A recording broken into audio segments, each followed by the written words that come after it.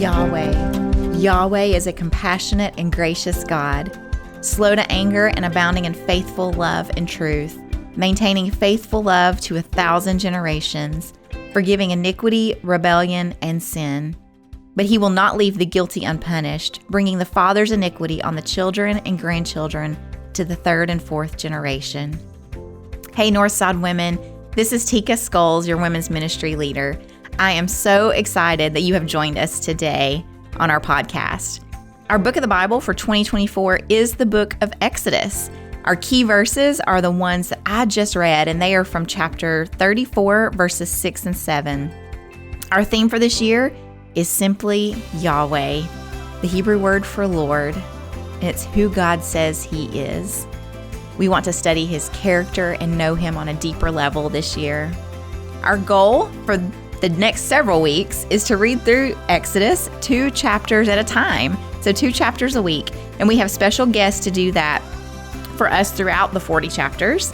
And these first 10 chapters are read by Rhonda Murphy. Thank you so much for joining us, for your listening and our reading of these chapters this week. Have a great one. Exodus chapter 1.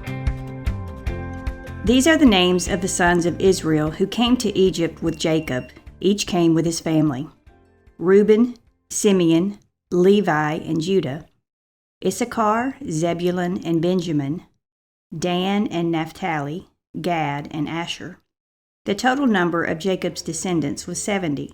Joseph was already in Egypt. Joseph and all his brothers and all that generation eventually died. But the Israelites were fruitful, increased rapidly, multiplied, and became extremely numerous, so that the land was filled with them. But the Israelites were fruitful, increased rapidly, multiplied, and became extremely numerous, so that the land was filled with them.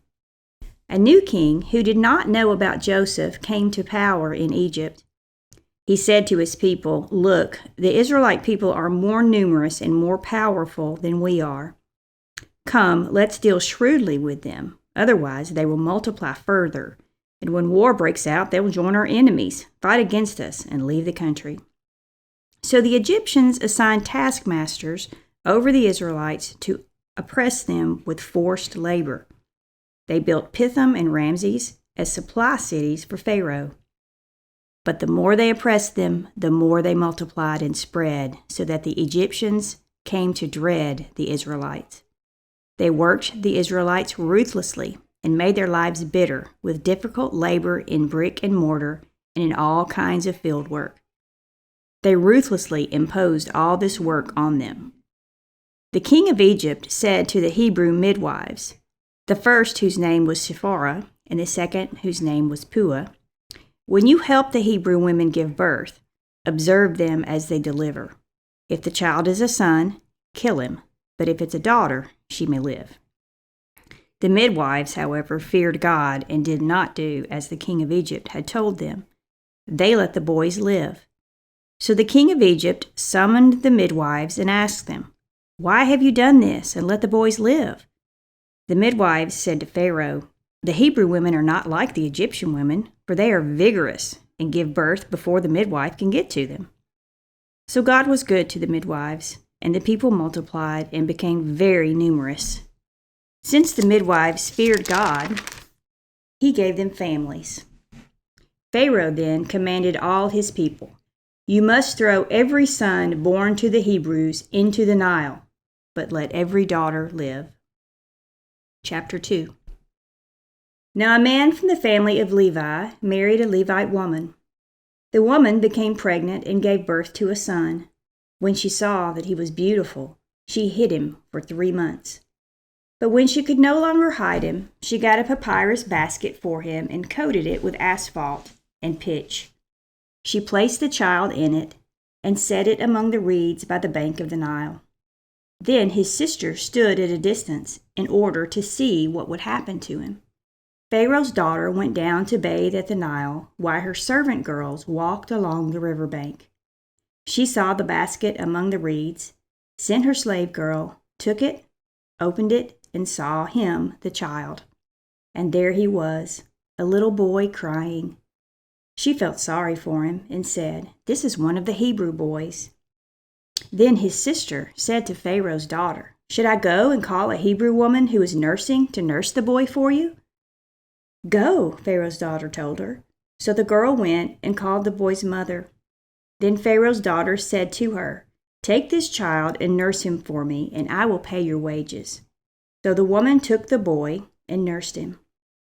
When the child grew older, she brought him to Pharaoh's daughter, and he became her son. She named him Moses, because, she said, "I drew him out of the water." Years later, after Moses had grown up, he went out to his own people and observed their forced labor. He saw an Egyptian striking a Hebrew, one of his people. Looking around and seeing no one, he struck the Egyptian dead and hid him in the sand. The next day, he went out and saw 2 Hebrews fighting. He asked the one in the wrong, "Why are you attacking your neighbor?" "Who made you a commander and judge over us?" the man replied. "Are you planning to kill me as you killed the Egyptian?" Then Moses became afraid and thought, "What I did is certainly known."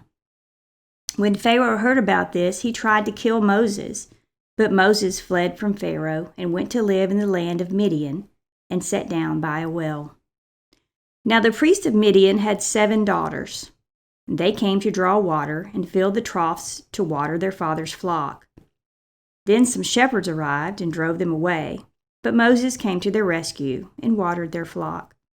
When they returned to their father Reuel, he asked, "Why have you come back so quickly today?" And they answered, "An Egyptian rescued us from the shepherds. He even drew water for us and watered the flock." "So where is he?" he asked his daughters. "Why then did you leave the man behind? Invite him to eat dinner."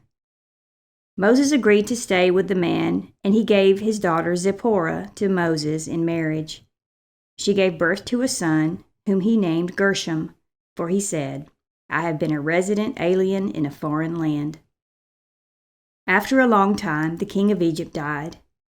The Israelites groaned because of their difficult labor, and they cried out, and their cry for help because of the difficult labor ascended to God. And God heard their groaning, and God remembered his covenant with Abraham, with Isaac, and with Jacob. And God saw the Israelites, and God knew.